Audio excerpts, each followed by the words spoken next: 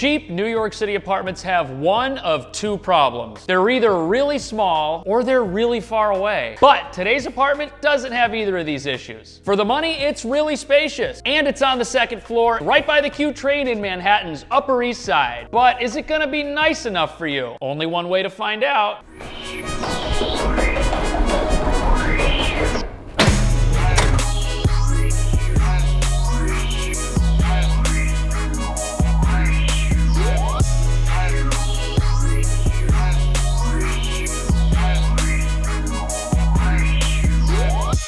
Just got off the Q train right here at 72nd Street. If you need the Q train, this location's gonna work out great for you because this train is only 2 blocks away from the front door of the apartment. If you don't need the Q and you need something else instead, like the 6, you can pick that up over at 68th Street, which is pretty close to Hunter College. And that makes this a pretty good spot for anybody who's a student, or in general for anybody who just doesn't want to pay a whole lot in rent and still wants to live somewhere downtown and fun. There's little cafes and shops pretty much all over the place down here. In fact, I think most of the businesses here on 2nd Avenue have a cafe or something downstairs. Whatever type of cuisine you want to find in this neighborhood, it's gonna be right outside your front door.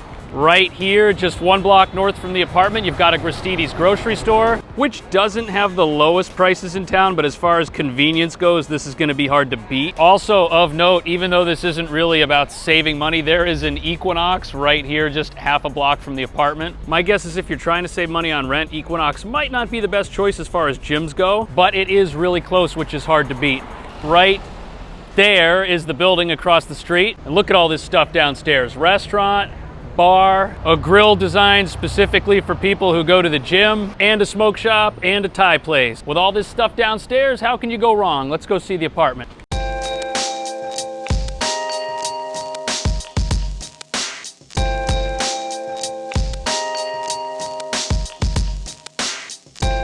This is a pretty big apartment.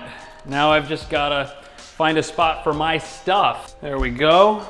The apartment actually has 2 front doors. One of them's right here, and the other one is right here where we came in. And the reason for that is this apartment actually takes up half the floor of the building. There's only 2 apartments on each floor. And it's pretty surprising that this place is as large as it is. The asking rent right now is $1,900, and if this is split between 2 people, you're looking at $950 each, which is incredible for a 2nd floor apartment that's this big. Now, again, it is a budget-friendly apartment, and this place is definitely not brand new. So what we're gonna do is check this place out so that you can decide if it's worth it or not. And if you wanna help me out, make sure you subscribe. That way YouTube will show my videos to more people. So there are 2 entrances, but the one you're probably gonna use is this one, and that's for 2 reasons.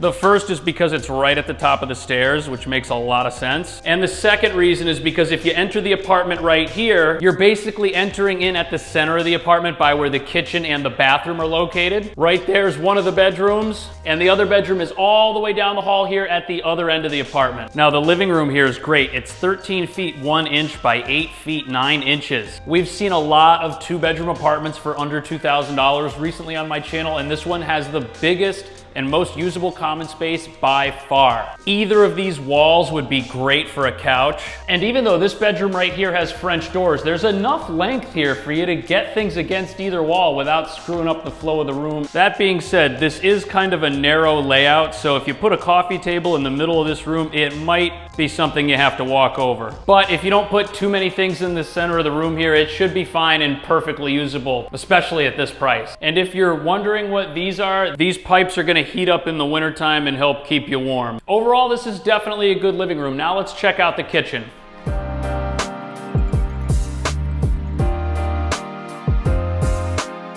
All right, here we are in the kitchen, and it's very basic. This is not a luxury kitchen, but it looks like it's perfectly usable. You've got a full-size fridge, a 4-burner stove, and that's about it. There's nothing fancy in here, but there is pretty good cabinet space, that's for sure. And the nice thing about this breakfast bar is you could throw a couple stools underneath it, and that would give you a spot to sit and eat that's not in the middle of the living room. And it's also gonna give you some much-needed counter space. As you can see from right over there, the sink has not great counter space at all, but having this here is gonna make it a lot easier to use this kitchen. It looks like there's a can of paint up above the cabinet, probably because the apartment was just painted. This kitchen is not fancy. I think that it passes the adequate test, and for the amount of space that we've seen so far in the apartment, it seems like an adequate trade. Now let's compare both bedrooms so that you can pick your favorite and see what living here would be like.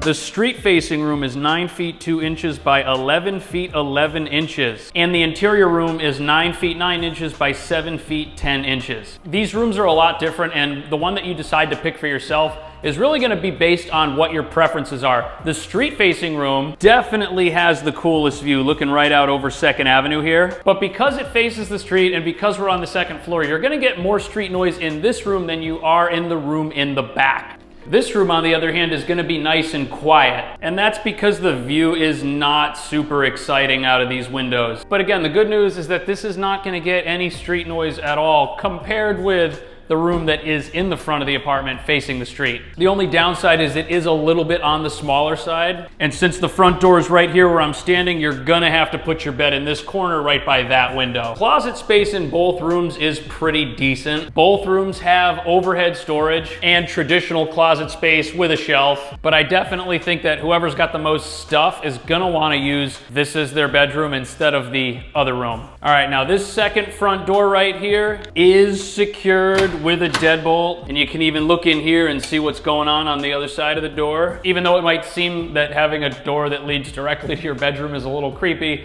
no one's gonna be able to get in there unless they are really trying. Last but not least, we've got the bathroom. Let's check it out, and then we're gonna have the full story on this apartment.